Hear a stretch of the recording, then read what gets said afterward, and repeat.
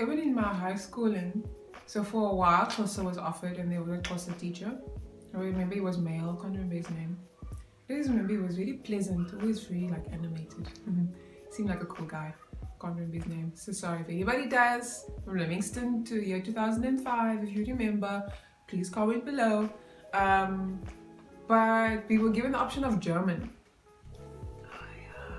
And I did German for 5 years because I couldn't do art. So we were offered German, and then there was Xhosa for a while. And I don't know many people who really benefited from that. Robin Williams, I think you were the only one that is now still speaking German. It's just German. I'm happy for you.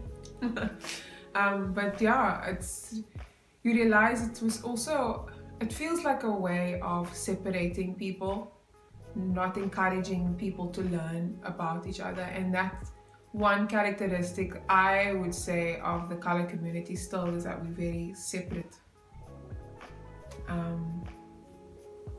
Particularly as language, you know. So I've tried to remember and learn Xhosa. I think I want to try even harder because it does bridge understanding, because I've realized now with language comes cultural knowledge, comes, you know, your understanding of why people move the way they do, what their attitude towards community is. And looking into somebody's face when you speak is disrespectful. Yes, particularly if it's an elder. Yeah, you have to look down when you speak to an older person. That is a culture in Xhosa. Exactly. And how, you know, little things you start to learn, like, because a lot of my good friends are Xhosa, you know, you learn about, you don't go into an older person's room, you don't even step, you stay at the door. You always wait to be invited in, and I think that's all driven by the spirit of Ubuntu that goes with the language and the culture and the community. So I think that's one thing that I wish that I'd learned so much earlier, to be encouraged to learn other languages. But to be honest, I've always had the attitude that it's hard for me to learn languages, but I need to change that myself. That's my own work that I need to do within myself. You know what I'm saying? Yeah. Because I want to be able to have meaningful discussions with different types of people, and I can't get away from the fact that the large percentage of Cape Townians are Xhosa speaking. And then my heritage is Sotho, so as well as others, Chinese, Egyptian, whatever else, you know, all the Mengsels, and then there's Indian from this side. I don't know if you've noticed anything here. Yeah, so schooling does affect like how you start to look at the world afterwards, you know. What I always felt that I've learned more after school than during school. I appreciate you teachers, I do, but you know, I think the system is just built that there's a lot to learn after school. What do you think, Mom? Yes, because you have the freedom to choose what you want to learn about. Yeah. They don't give you the choice. So I think if I'm talking about learning, we were 2 girls in a needlework class. So that's not competitive. So when school was done, then I went into needlework. And being interested in craft has always been from young. So it gave me more freedom to not to be into the books as such, but into my creative side that I wanted to explore. Was there not as much focus or freedom to be creative at school when you were in school? We only had the choice of needlework or domestic science, and domestic science wasn't my interest. So you never had even an offering of art, any type of art classes or that type of thing? I don't remember. No, we didn't have.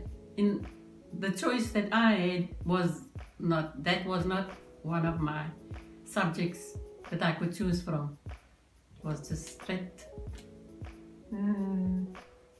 I think that's one difference then, is that at least there were schools that offered art classes, and you could also do art class after school, and that was something that I was very lucky to be offered.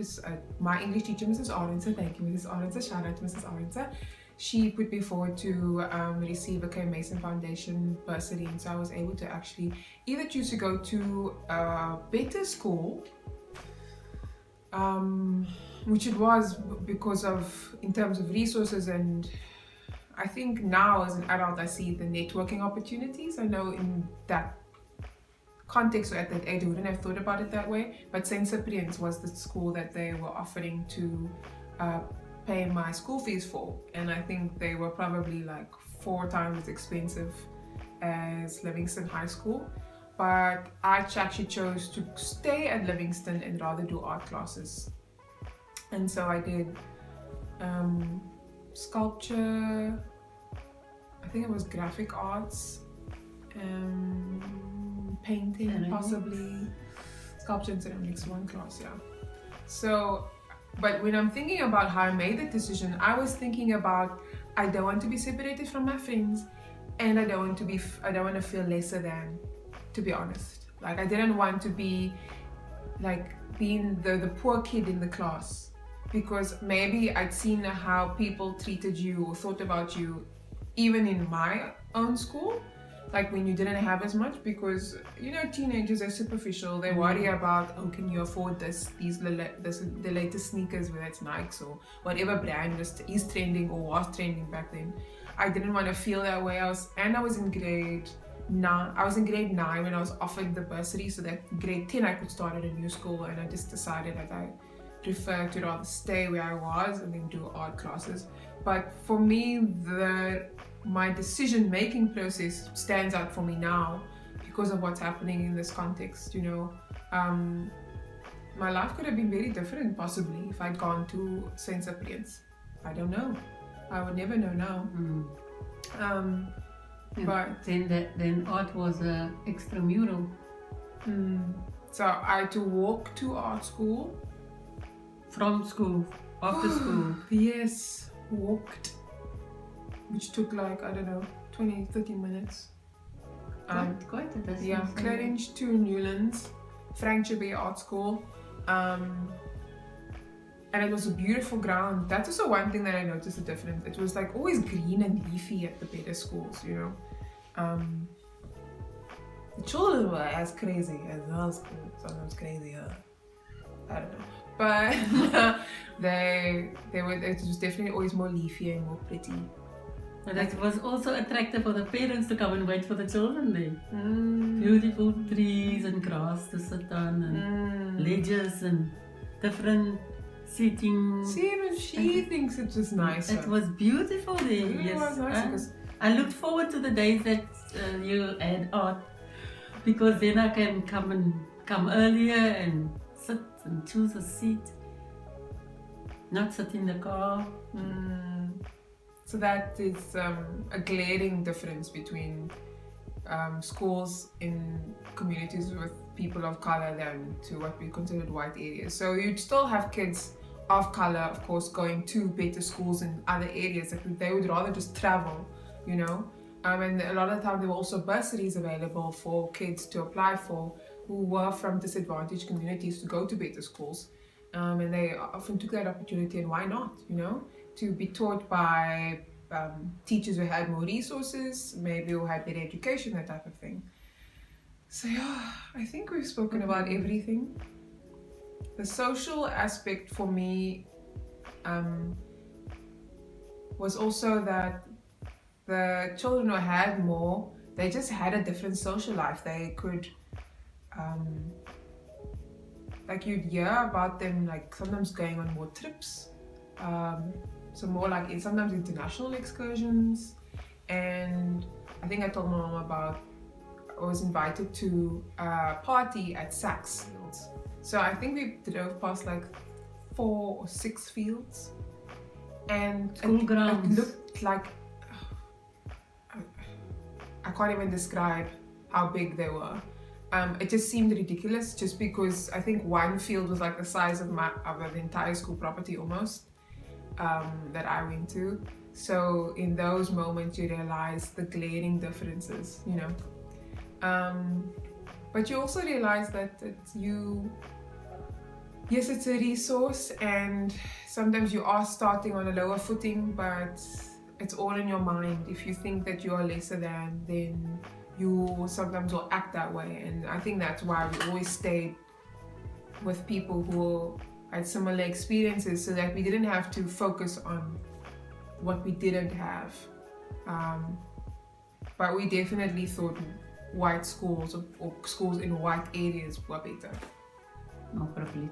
More And as a resources. parent, when you're trying to get your child the best that you can, what type of, decisions or discussions do you have, trying to find what is Yes. good or what But is more so because I was then a single parent.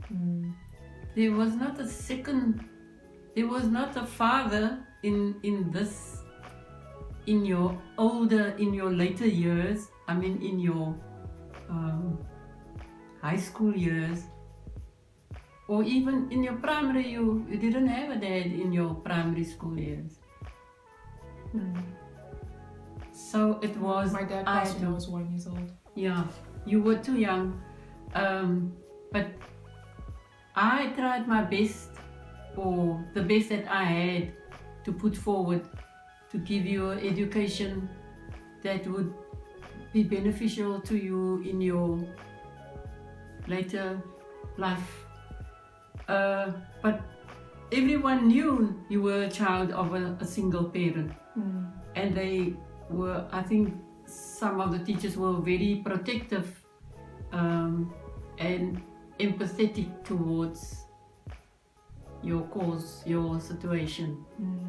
So you might remember different disadvantages that you faced, but as long as they knew your background, you could,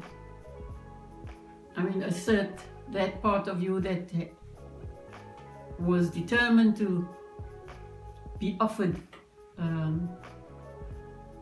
as good an education as you should have had at the time, whatever level of education it was, whether it was beginning of high school or, because I remember there were some problems with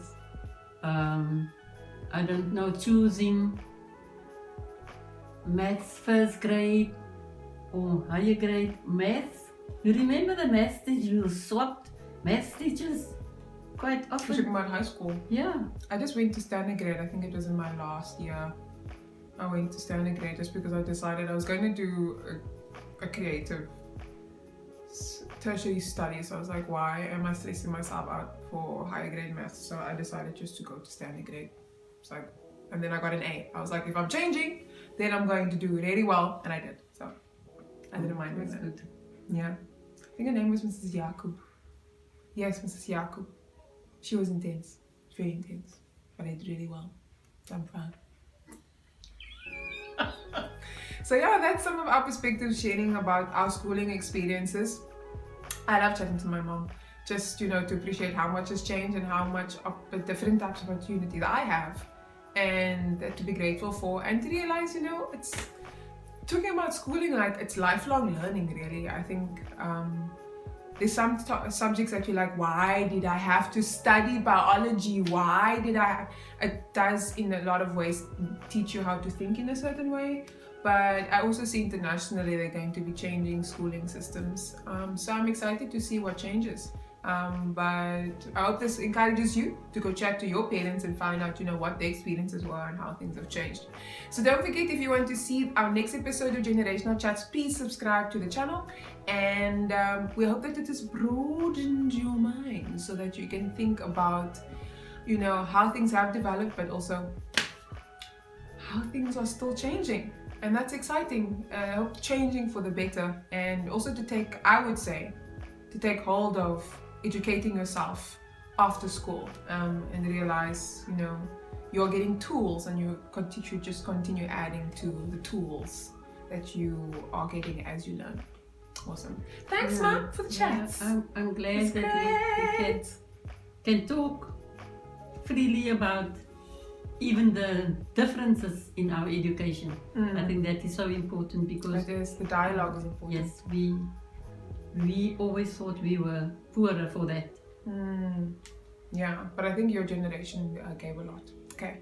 Thank you so much, guys. Bye, Joy Fam. See you on the next episode of Generational Chats. Bye, Mom Wave. Bye. Bye-bye.